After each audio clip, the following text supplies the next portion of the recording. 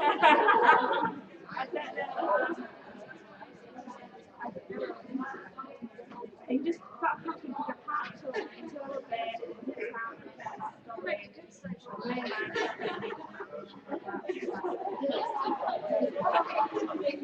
yeah. But you've got to have this yeah, to the fact you've got to be yeah. You've got to be sure yeah. And then you go in and you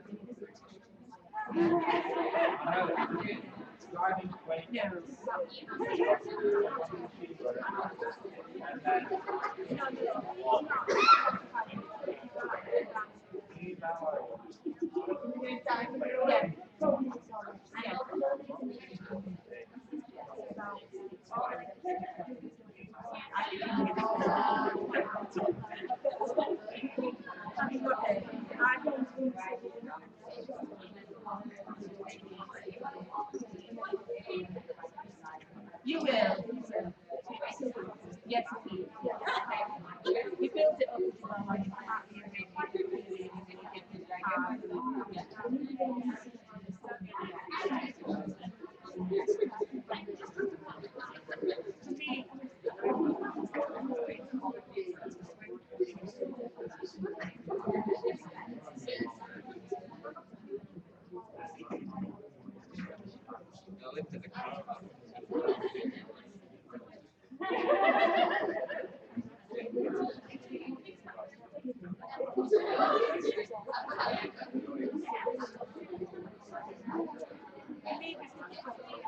we have a lot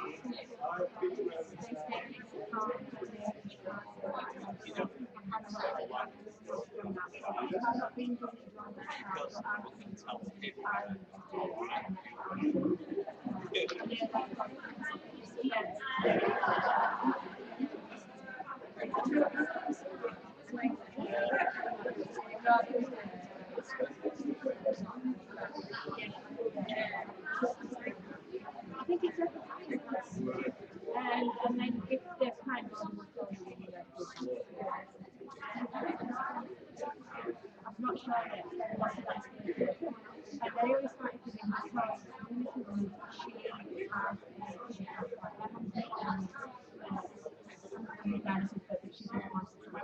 one of my relatives, she did, and she said to me that that really is however, she's got 6 children, one with them, and then she's dad told me what I call me big like years or whatever, and came back, yes, and came back later, and she lives in. Hi guys, how you doing?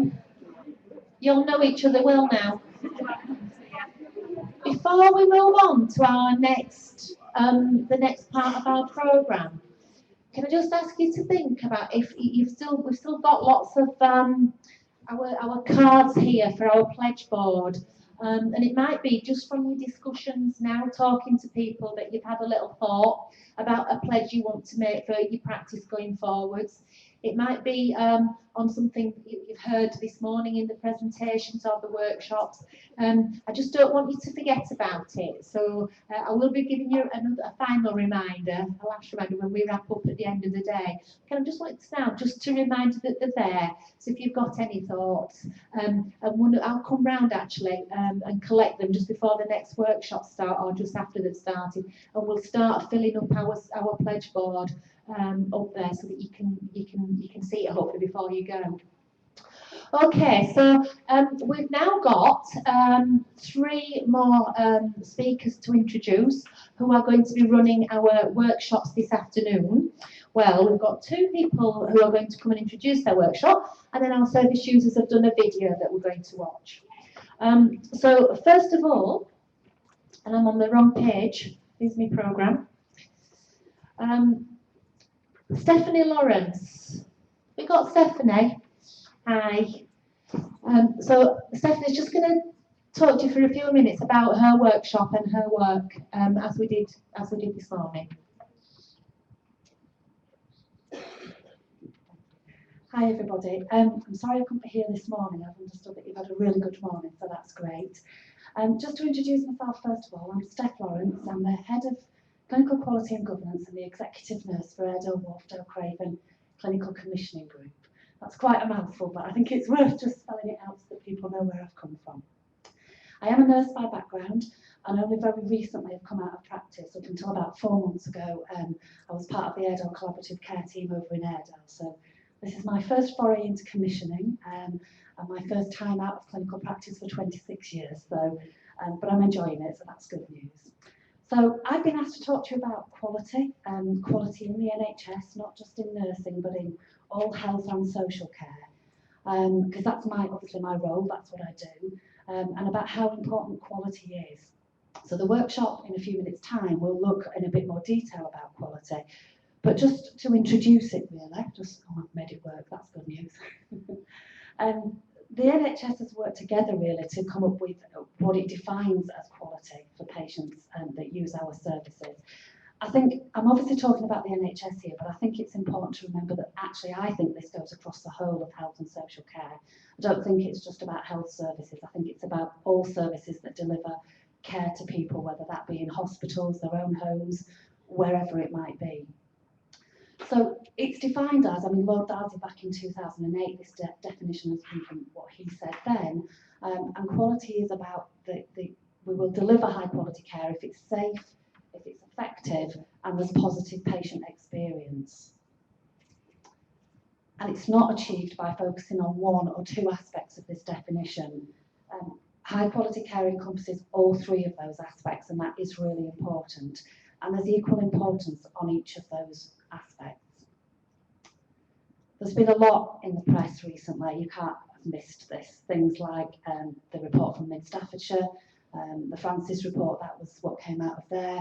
Then we've had the Keogh report, which looked into practice and behaviours in 14 hospitals across England, where it was felt that there could be things that maybe weren't as they should be and quality wasn't as high as it should have been. Of those 14, 11 of them are in special measures, so clearly there were some issues there. We then had the Berwick report, which sort of summed up both of those previous two reports really, looking at what we need to do as people working in these services moving forward, making sure that quality of care is as high as it can be. Outside of that, we've had other issues. We've had the Winterbourne View home crisis, which was more around sort of health and social care working together really in a home for people with learning difficulties. So it's not, not just in the NHS, it is across the board, and obviously it is high on everybody's agenda. So it is really imperative. I think when you read these reports, you get the feeling sometimes that we're just looking at the effectiveness and the safety, but the patient experience is equally as important. It's not just about safety and effectiveness. We could make the care as safe and effective as you possibly could. If the patient experience is not good, then we've not delivered high quality care. So integration of health and social care is also high on everybody's agenda, bringing all of us together, looking at where we move to in terms of delivering high quality care. We've got to move together, we've got to integrate health and social care, partly due to financial pressures, but partly because actually it's the right thing to do anyway. Health and social care are so closely linked that it's very difficult to separate the two. However, it is really important that while we deliver integration, we think about high quality care as well, because it becomes even harder when we've got even more disparate teams in some ways that are working in more virtual ways. So you're maybe not based in the same office together. It might be that you're connecting in through, the internet to speak to each other via Skype links, things like that. Then quality has to be even more, high on our list really in terms of how we deal with that and the governance around that as well. So we've got to aim for the highest possible quality of care that we can. So the workshops, as I said, are going to look into that in more detail by looking at some stories around integration and how we can consider quality as we move forwards.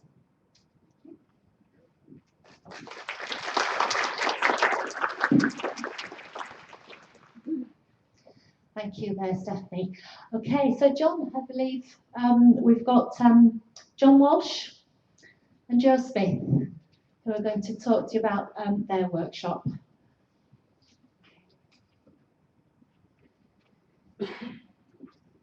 Hi, I've not used one of these before, so excuse me if I do shout.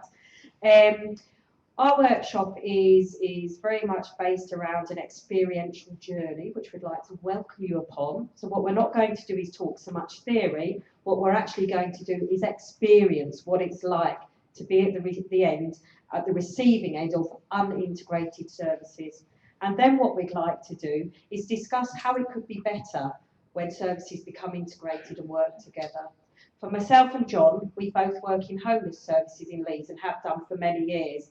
And we've seen changes over time, whereby at the beginning, services were very hodgepodge. They weren't integrated, they were very fragmented and duplicated.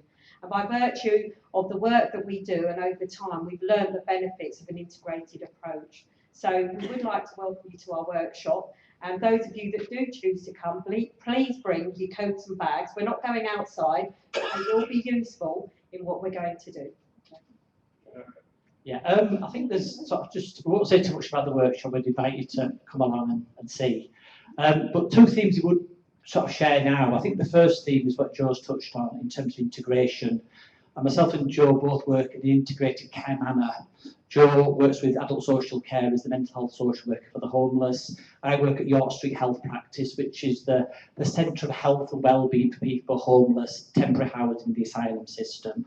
And we are living proof really that integrated care can work because it works so well with the many people we see on the streets of Leeds. So I think the workshop the theme will be about integration and integrated care working well. I think the second theme will be about chaos and complexity. And in our world of homelessness, addiction, mental health, often those are the words used of service users and clients, that clients are chaotic, clients in crisis, the complex needs. And it's actually true, though, that services can sometimes be complex and contribute to chaos. Services can be hard to navigate, hard to access. Often services won't talk and speak and work together. Sometimes they don't even share risk information. So the workshop will be about how services can and should work together. Thank you.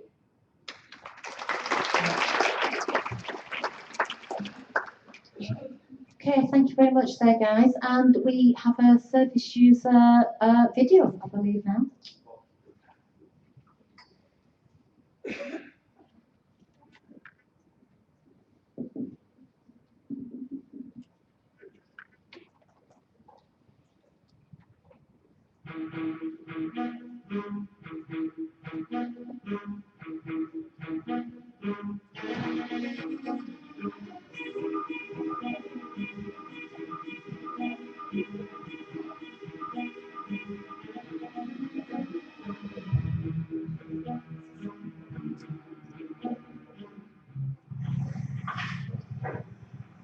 We are a diverse group in Bradford and surrounding district.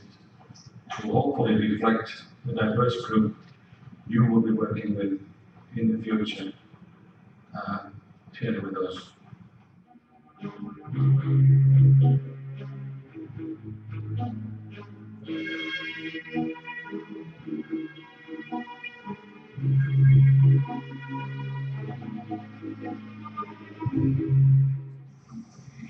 Empathy is something that health professionals need to display to patients, but it can't be taught.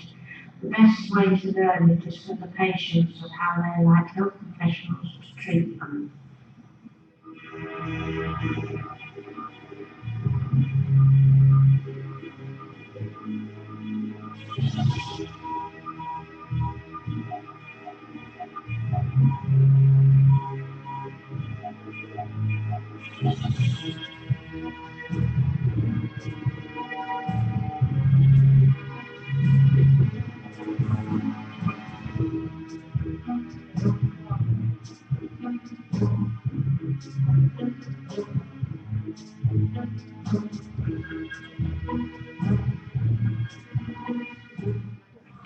I am more than my illness.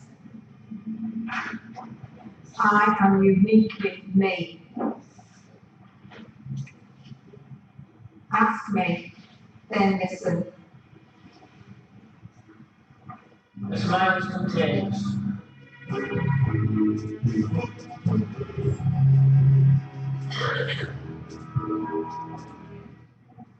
Communication is vital.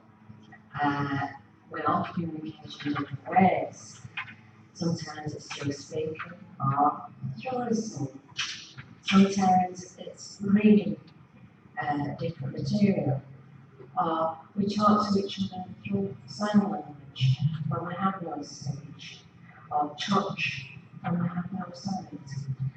And we must choose the most appropriate way of communication with our patients and with people around us. Unless you tell me, I won't know that you are speaking to me.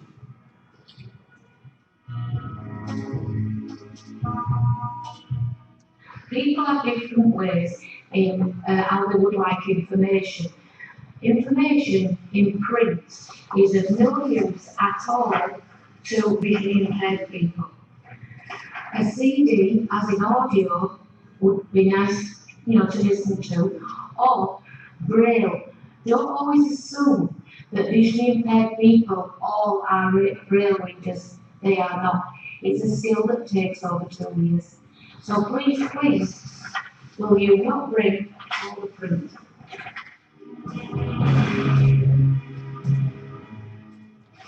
Another thing has been a lot. I think it's important to patients that caring, one of the 6 C's, involves caring for the needs that I have as a person, and it can be very little things, but ask and meet my needs.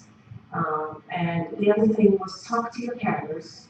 Carers are partners with you in my care, and they will fill you in on information from my past and my environment, from all aspects of my health. Listen to the carers.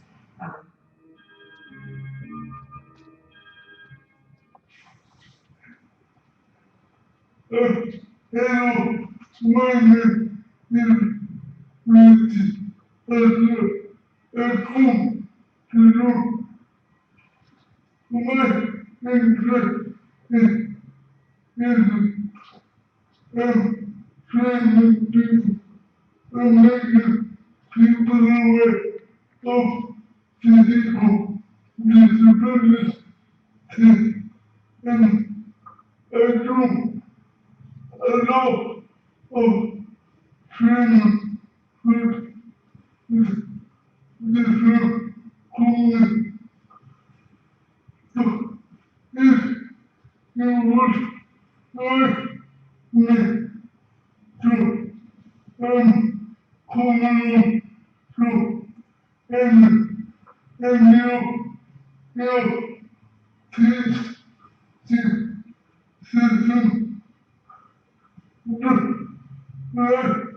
me know.